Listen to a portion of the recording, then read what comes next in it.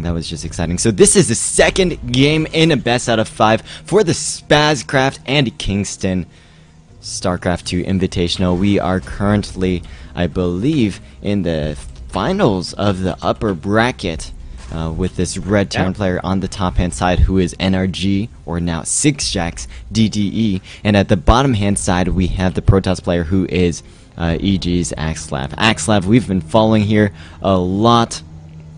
We've been following him again and again, and we've just seen him roll through so many layers.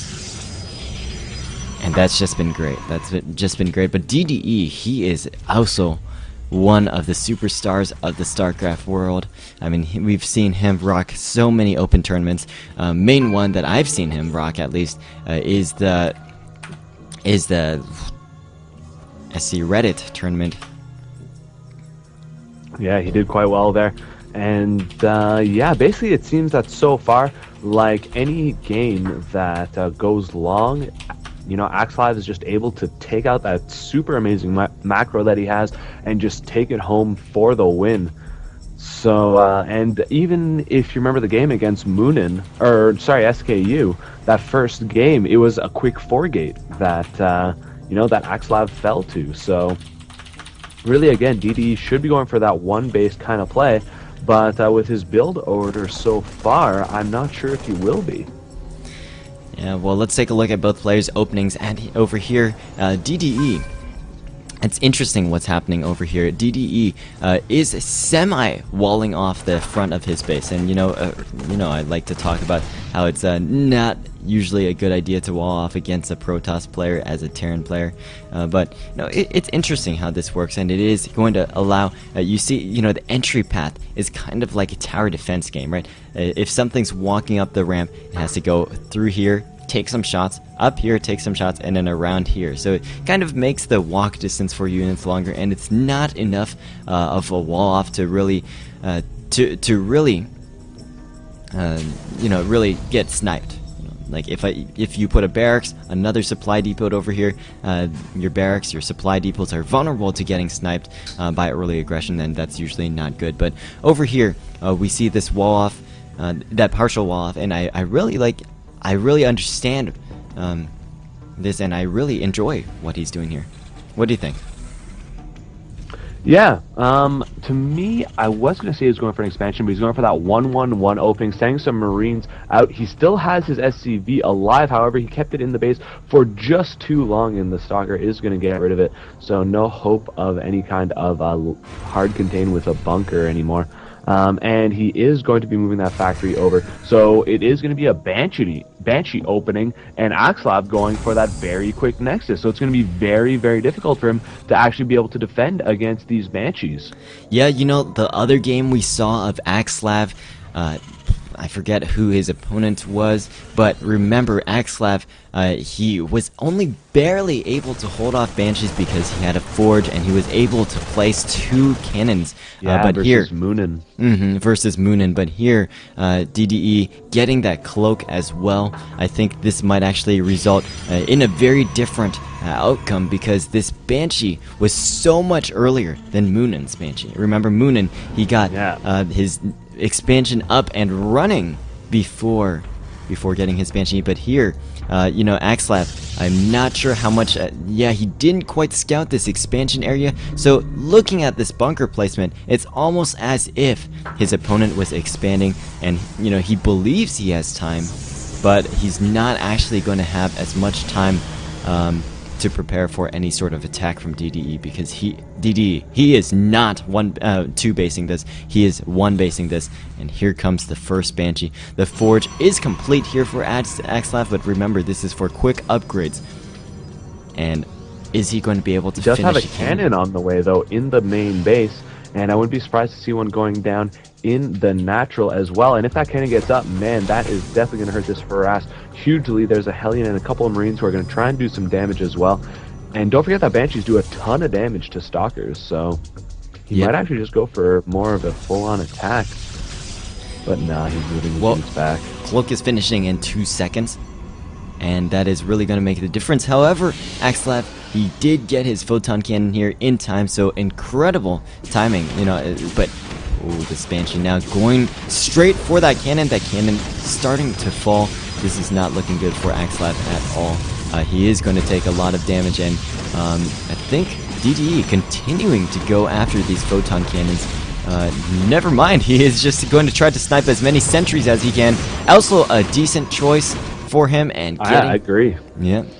I mean, anything. Probes, Banshees, but these sentries, they just have so little health.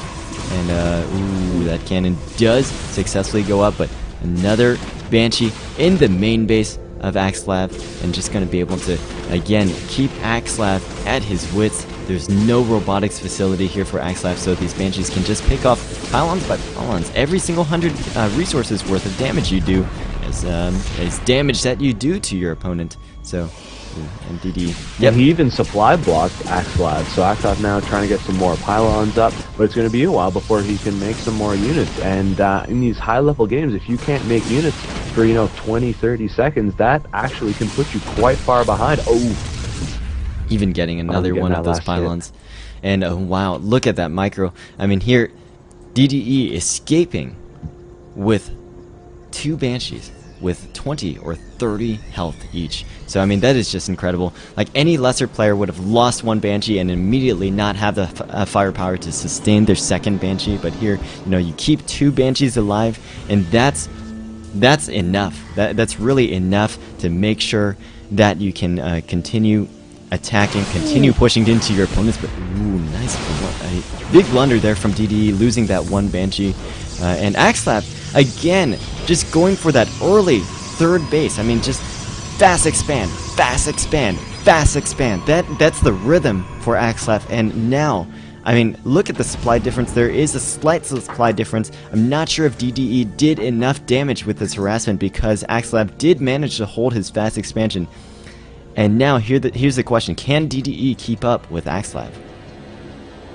Well, and DDE right now, he's just going straight for those backdoor rocks. Looks like he's going to try and get an expansion of his own. He is setting a drop out on the map, and this could do quite a bit of damage here in the main base of EGAxslav. He is dropping his Marines, but it's going to be spotted right away. And unfortunately, though, EGAxslav's units are all the way in the middle of the map, completely out of position, and he could actually snipe out this Twilight Council if he wanted to, but no, he's just going to pick up and back off and make sure he keeps all of his units, and, sticking with that pylon harassment that he's been doing all game so far. But the problem is that he didn't do any real damage, and EGAxslav is just moving forward, getting those simulators at his gold base, and... yeah. I have to disagree with that. I think he is doing real damage over here. You see that now EGAxslav again was supply blocked temporarily over there. And you do 100 minerals of damage at a time without taking any damage, and that is great. Yes, DDE did pull out slightly early with that medevac, but you have to think, he has an intrinsic timing. He thinks, well, if EGAxslav's army is at the front of his bases, this is how long it's going to take EGAxslav to get back. EGAxslav's army was slightly more out of position than that, but he retreated because he felt that EGAxslav's army probably had enough time to come back, and he didn't want to lose. You do 100 minerals of damage without taking damage, that's great. If you do 100 minerals of damage and then maybe take 100 minerals of damage because you let their army get to you, that is bad.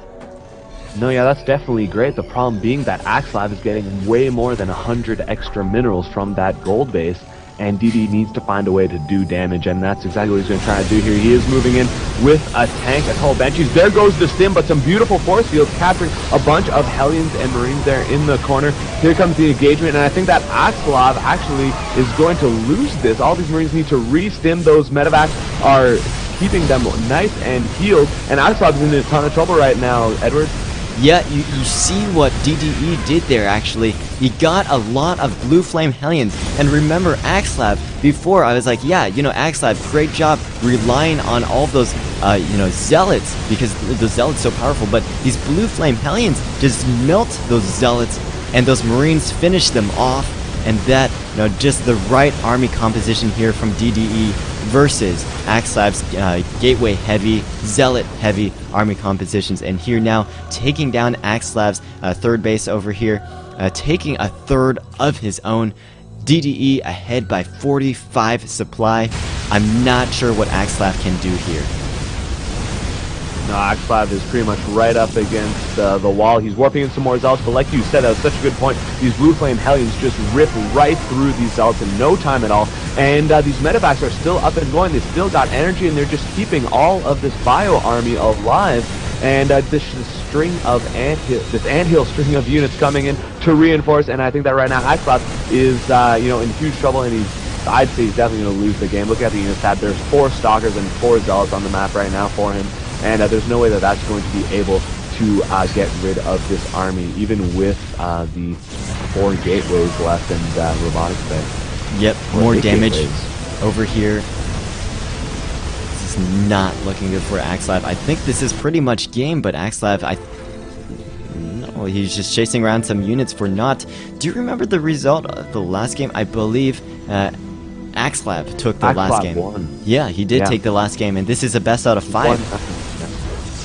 So EGAxslav, previously 1-0. Now he's back to 1-1. He's gonna have to do well. But I mean, these have been really incredible games. The last game was a nice macro game on Crossfire. Here it actually looks like EGAxslav may be able to hold off this attack, but take a look at the supply counts. Half of DDE supply, half the harvesters, half the military.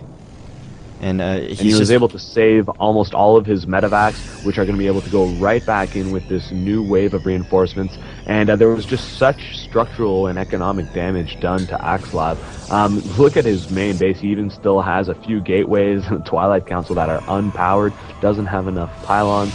And he's just scrambling. He's got next to no resources. Meanwhile, DDE taking that back corner expansion, and looking at the income tab, he is getting double the income of EGAxslav.